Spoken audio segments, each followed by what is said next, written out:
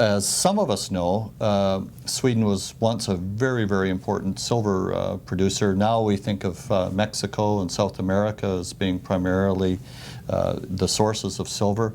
But Sweden was a very exciting place for silver at one time. It was, historically, of course. It was, and I think one of the things that a lot of viewers don't know is that Sweden produces most of the metals for Europe. I'm trying to say here, it's got the highest metal production of almost all metals in Europe. Although on a worldwide scale that's not large, it's still the largest for Europe. So Sweden is actually a mining country. Right.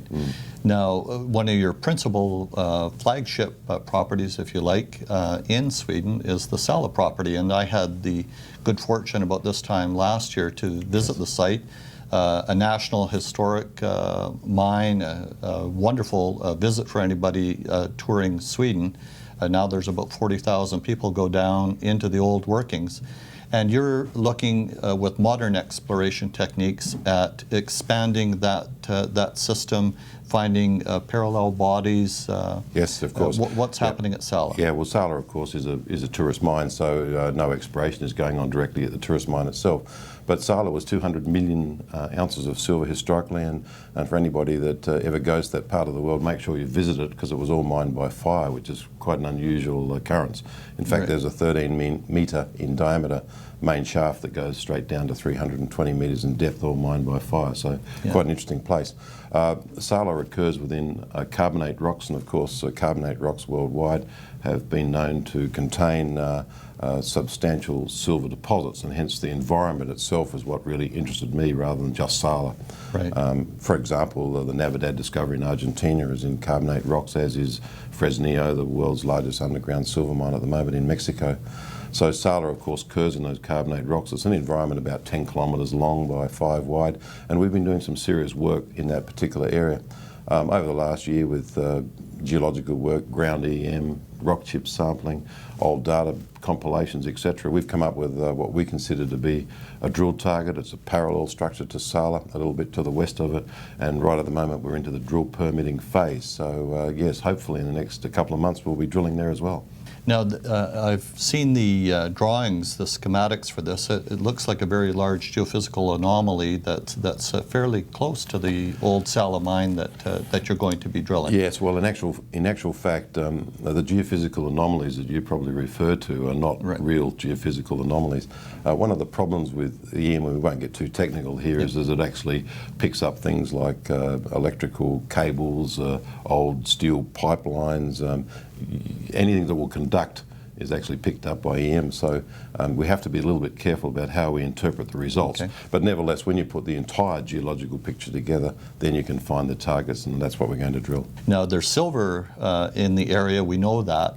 Also, what other metals would you be looking for there? Yes, well, obviously it's not necessarily silver that we'll find. We call it a base metal province, so that probably if you put zinc and lead into the same equation as silver, that'll be the type of mineralisation that we will expect to find. Not necessarily anyone in more than others. We just have to put the holes in the ground and find out. Right. Now, the other interesting fact about Sala is the grades that were reported there. Could you tell us a little bit more about that? Because, well, I mean, these are uncomparable to anything in the world today. Yes, unfortunately, Wayne, we'll never find another Sala, I don't think.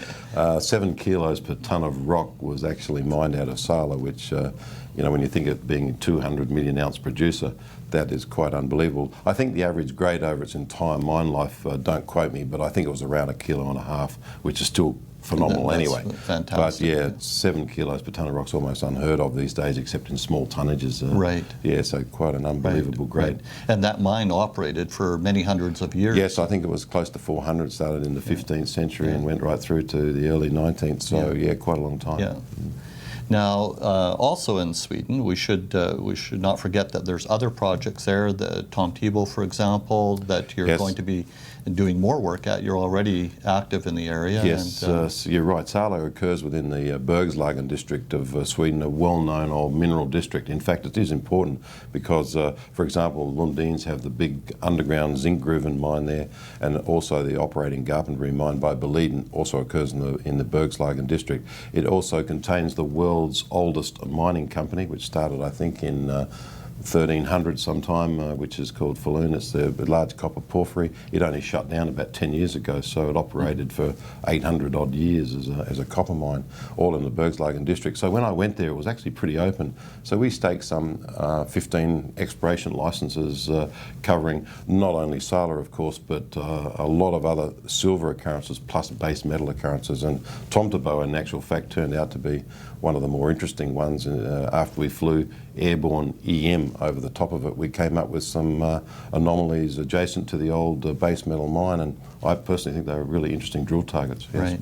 So, like in many other places in the world, following the old timers, where they had success in the past, yes. using modern exploration techniques, geophysics, your yes.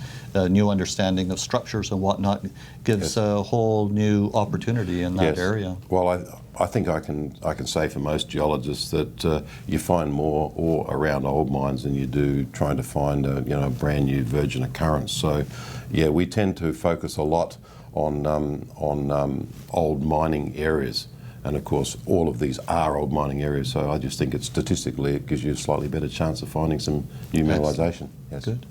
And as a company, Tumi is well situated in terms of share structure and management, yes, all of yep. the things that it takes. Still quite a small company. We're well managed. We've got a very good technical team and got good IR, of course. So we should all go forward from here. Very good. Thank you, David. And thank you for watching another Mining Interactive video presentation. Our guest today was David Henstridge, President of Tumi Resources. Thank you again, David. Absolute pleasure.